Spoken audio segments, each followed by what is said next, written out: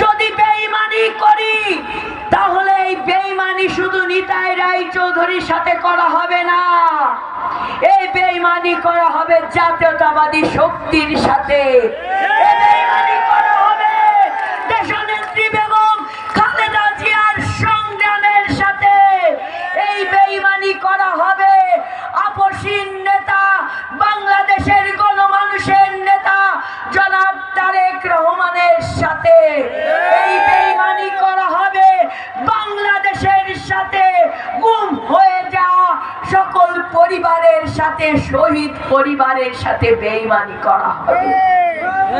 তাই আমি আহ্বান জানাতে চাই, সকল ভেদাভেদ ভুলে ঐক্যের মিছিলে ধানের শীষের বিজয় নিশ্চিত করার জন্য আপনারা ঘরে ঘরে পৌঁছে যান।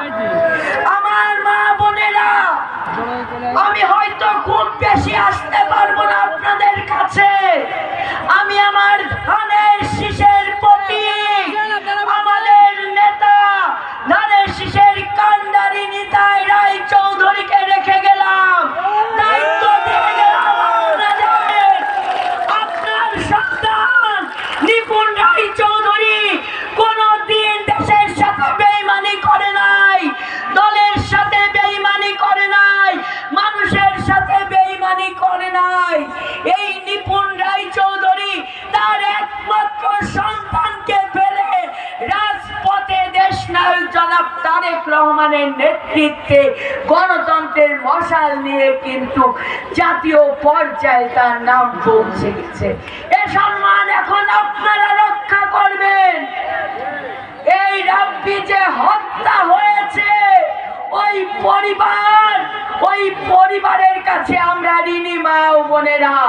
রাব্বির পরিবারের ঋণ শোধ করতে হলে আমাদের রাব্বি হয়ে উঠতে হবে, আমাদের তারেক রহমান হয়ে উঠতে হবে, আমাদের খালেদা জিয়ার প্রতিচ্ছবি হয়ে ধারণ করতে হবে।